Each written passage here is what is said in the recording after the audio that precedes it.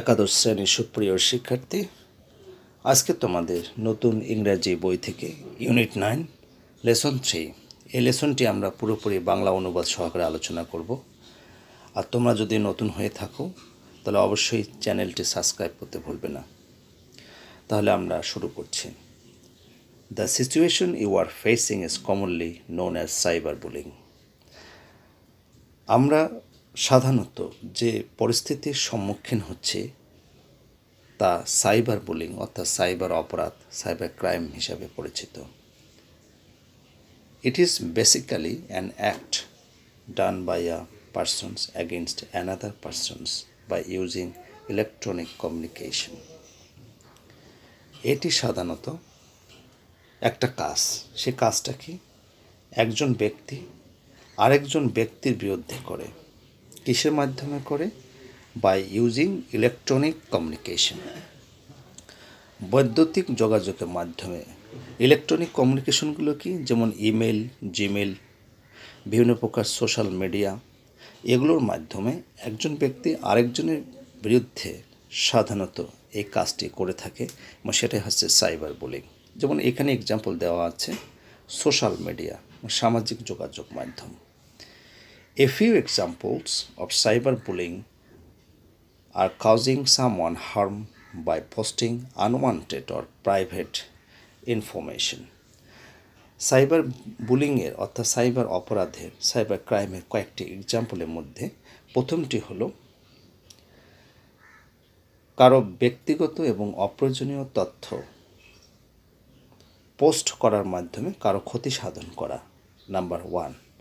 Number 2 হচ্ছে threatening a person by sending mean message via emails, social networking websites, text or audio messages, spreading rumours via email or social networking sites, sharing private or embarrassing pictures, creating fake profiles, etc.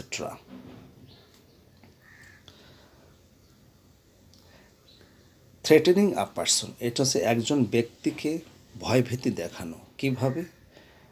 Email, সামাজিক যোগাযোগ মাধ্যম, text অথবা audio বার্তার মাধ্যমে তাকে মিন message মানে vulgar message, খারাপ বার্তা পাঠিয়ে সেই ব্যক্তিকে থ্রেট করা, সেই ব্যক্তিকে ভয়ভীতি দেখানো। আরেকটি হচ্ছে স্প্রেডিং রিউমার্স। রিউমার্স অর্থ হলো গুজব ছড়ানো। তো ইমেলের মাধ্যমে এবং সামাজিক যোগাযোগ সাইটগুলোর মাধ্যমে গুজব ছড়ানো। আরেকটি বিষয় হচ্ছে sharing private or embarrassing pictures, এবং ব্যক্তিগত অথবা লজ্জাজনক ছবি শেয়ার করা ফেসবুকে অথবা সামাজিক যোগাযোগ মাধ্যমে। সেটা আমরা কীভাবে করে থাকি? যারা এরকম সাইবার ক্রাইম করে সেটা হচ্ছে ক্রিয়েটিং ফেক প্রোফাইলস। অনেক ক্ষেত্রে ভুয়া প্রোফাইল তৈরি করে অনেকেই একজনের বিরুদ্ধে আরেকজন এই কাজগুলো করে থাকে শত্রুতাবশত। In Bangladesh, cyberbullying is not just an act to be scorned, but is an offense punishable under the Information and Communication Technology ICT Act 2006. বাংলাদেশে সাইবার বুলিং, সাইবার অপরাধটা শুধু নিন্দনীয় নয়, একটা অপরাধ। অফেন্স মানে হলো অপরাধ। কীরকম অপরাধ? পানিশেবল, শাস্তিযোগ্য অপরাধ। কিসের অধীনে? 2006 সালে যে আইসিটি নিয়ম হয়েছে, আইন হয়েছে, সে আইনের অধীনে সাইবার বুলিং করা একটা নিন্দনীয় শুধু কাজ নয়, একটা শাস্তিযোগ্য অপরাধ। দ্য অ্যাক্ট, আইনটার নাম হচ্ছে inter alia, provides a person who deliberately publishes in a website or in electronic form any material which is fake and obscene or has the effect of corrupting persons who are likely to read, see, or hear the material causes to prejudice the image of a person or may hurt religious beliefs or instigate against any person, then the person publishing the material will be guilty of an offense under the act. এখন তোমাদেরকে আমি ভেঙে ভেঙে বুঝাই দিচ্ছি। অনেক বড় একটা সেন্টেন্স। তো এই আইনটির নাম হচ্ছে ইন্টার আলিয়া।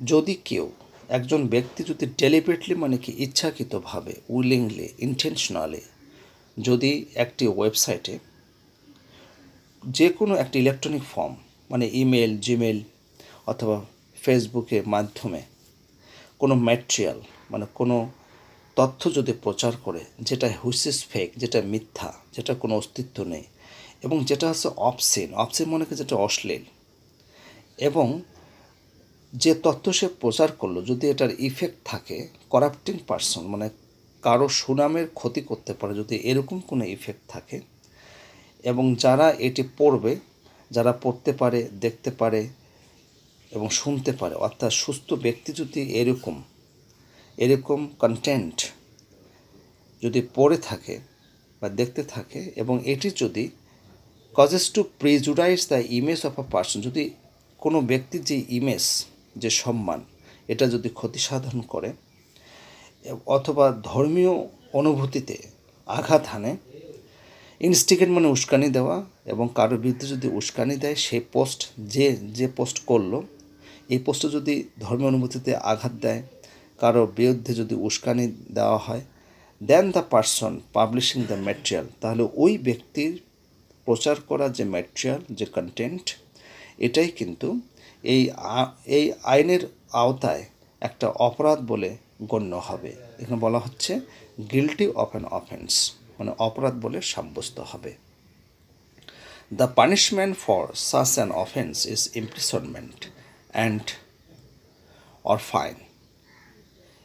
এই ধরনের অপরাধের শাস্তি হলো ইমপ্রিসনমেন্ট মানে কি কারাদণ্ড অথবা জরিমানা। Victims of cyber crimes, including cyberbullying, can lodge a complaint to the Bangladesh Telecommunication Regulatory Commission BTRC by calling at +880296 tetra 5 or by emailing at btrc@btrc.gov.bd. Cyber crimes, এটাকে আমরা সাইবার বুলিংও বলে থাকি, যে সাইবার অপরাধের যারা শিকার হয় তারা কিন্তু কমপ্লেন্ট, একটা অভিযোগ দায়ের করতে পারে। লজ মানে কি অভিযোগ দায়ের করা, লজের সিনোনিমাস ওয়ার্ড হবে ফেক্স, FIX, অভিযোগ দায়ের করতে পারে। কোথায় অভিযোগ দায়ের করবে? BTRC-তে। সেটা সরাসরি TNT নাম্বারে কল করতে পারে, এখানে TNT নাম্বার দেওয়া হয়েছে, অথবা ইমেল করতে পারে, এখানে ইমেল নাম্বারও দেওয়া হয়েছে। BTRC is supposed to take necessary actions within 24 hours and the perpetrators will be brought to justice within 3 days after the complaint is filed. BTRC অভিযোগ দায়ের করার পরেই 24 ঘন্টার মধ্যে অ্যাকশন গ্রহণ করবে এবং যে পারপিট্রেটরস অর্থাৎ যে অপরাধী, যে ক্রিমিনাল, তাকে 3 দিনের মধ্যে আইনের আওতায় নিয়ে আসবে।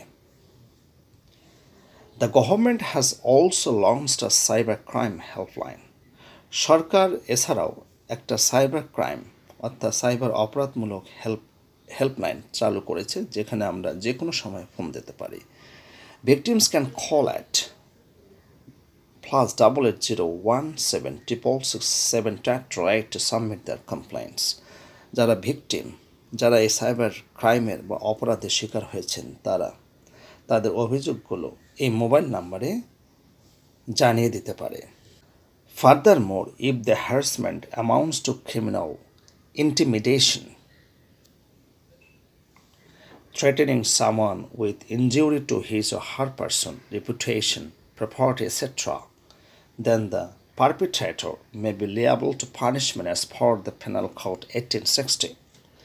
এছাড়াও ক্রিমিনাল ইন্টিমিডেশন মানে অপরাধমূলক ভয়ভীতি দেখানো হয়, দেখিয়ে হ্যারাসমেন্ট করা হয়, ভয়ভীতি দেখানো, যেটা কিভাবে দেখানো হয়?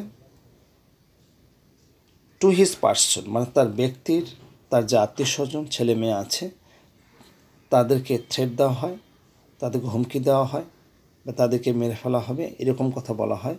রিপুটেশন, তার সুনামের ক্ষতি করা হয়, এবং প্রপার্টি এবং তার যে সম্পত্তি আছে সেটা কুক্ষিগত করার জন্য হুমকি প্রদান করা হয়। Liable to punishment as per the penal code 1860, অর্থাৎ পেনাল কোড 1860 অনুযায়ী তাদেরকে শাস্তির আওতায় নিয়ে আসা হবে। এছাড়াও আমরা আরও কিছু পদক্ষেপ নিতে পারি, তা হলো the steps mentioned above should definitely be taken if the matter is serious. যদি বিষয়টা খুব গুরুতর হয় তাহলে নিম্নের যে পদক্ষেপগুলো আছে এগুলো আমরা নিশ্চিতভাবেই অবলম্বন করতে পারি অথবা ফলো করতে পারি। সেটা কি? An important first step is the internal reporting process of the particular social media website or application. প্রত্যেকটা সামাজিক যোগাযোগ মাধ্যমে কিন্তু অভ্যন্তরীণ রিপোর্টিং প্রসেস আছে যেখানে আমরা রিপোর্ট করতে পারি। এটা প্রথম গুরুত্বপূর্ণ পদক্ষেপ। If you take Facebook for example, photos and comments can be reported. যেমন যদি আমরা ফেসবুকের কথা ধরতে পারি, যদি কোনো ফটো বা মন্তব্য যদি আপত্তিজনক হয় তাহলে আমরা এটাকে রিপোর্ট করতে পারি। And the particular user can be blocked, এবং সেই নির্দিষ্ট ব্যবহারকারীকে আমরা ব্লক করে রাখতে পারি, সে আমার আইডিতে থাকতে পারবে না, এরকম ব্লকিং সিস্টেম রয়েছে। Similar reporting systems are in place in most other people social media websites or application. তো অন্যান্য এই ফেসবুকের মতো রিপোর্টিং সিস্টেম অন্যান্য অধিকাংশ জনপ্রিয় সোশ্যাল মিডিয়া ওয়েবসাইটে রয়েছে। একাদশ শ্রেণীর সুপ্রিয় শিক্ষার্থী, আশা করি তোমরা পুরো প্যাসেজটি বুঝতে পেরেছ। আজকে এ পর্যন্তই, সবাই ভালো থাকবে।